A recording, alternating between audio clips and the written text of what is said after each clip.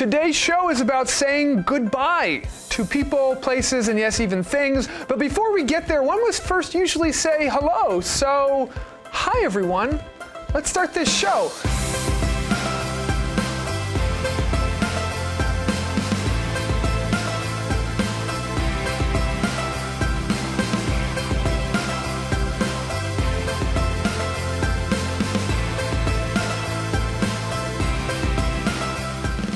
Welcome back to The Lens, your one-stop shop for that faith-based media craving you need to satiate every fortnight. I'm your host, Matt Weber, and I actually just got back from my big summer vacation. I'll give you guys a clue, folks. Okay, take out your pen and paper. It involved a passport, and it also involved a metal transportation device and system that through science is able to move through the air with complete deference to what we all know as gravity. Hazard a guess, where was I the past 10 days? Mr. Charles in the corner. Matt, if your ruddy glow is anything to go by, I would have to venture Tierra del Fuego, perhaps Punta Arenas. Wow, man, that man knows how to roll his R's. Incorrect. Helen Lee over in the corner. Where was I the past 10 days? And folks, play along at home. Scream it out. Hashtag it The Lens CTV. Where was Weber? Go. A pilgrimage to Assisi. A pilgrimage to Assisi. You know what? I wasn't there, but now I'm starting to think that would have been a cool place to go. I'm full of great ideas like that. Geez, have you been on a pilgrimage to Assisi? I have not. Charles? Sadly. No, I have not. Has anyone here been on a pilgrimage? Because honestly, I've been on retreats, but I've never been on a pilgrimage in a formal capacity. Have you been on one? No, I'd love to, but I have not. Charles? Well, not in the religious sense of pilgrimage, though many sites of my native heath are sort of regarded as pilgrimage spots. All right. I think Helen would agree about Radio City Music Hall as being one of them. Yes. Amen to that. Well, folks, no one got the question right. It wasn't a pilgrimage, wasn't a retreat.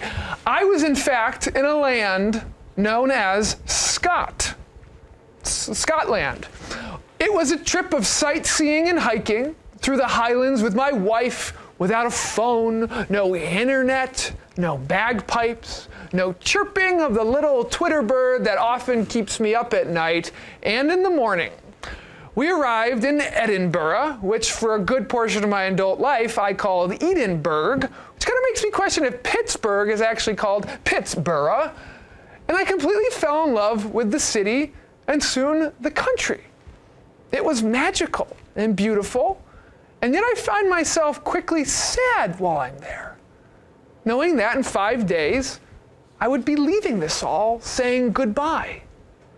Embarrassingly, this was one of my first thoughts on the first hour of a nice vacation that was forthcoming. I jumped from hello, Scotland, to goodbye, Scotland, all in the same breath.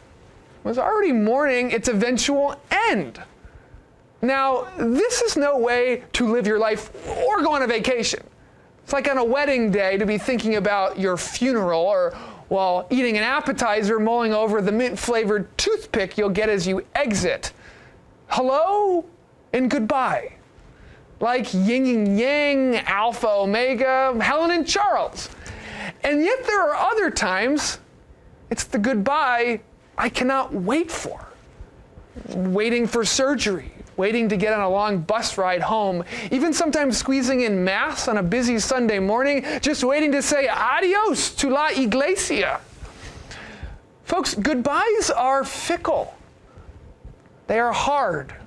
They are welcomed. They are urgent. They are avoided, relished, needed, and yet always part of life.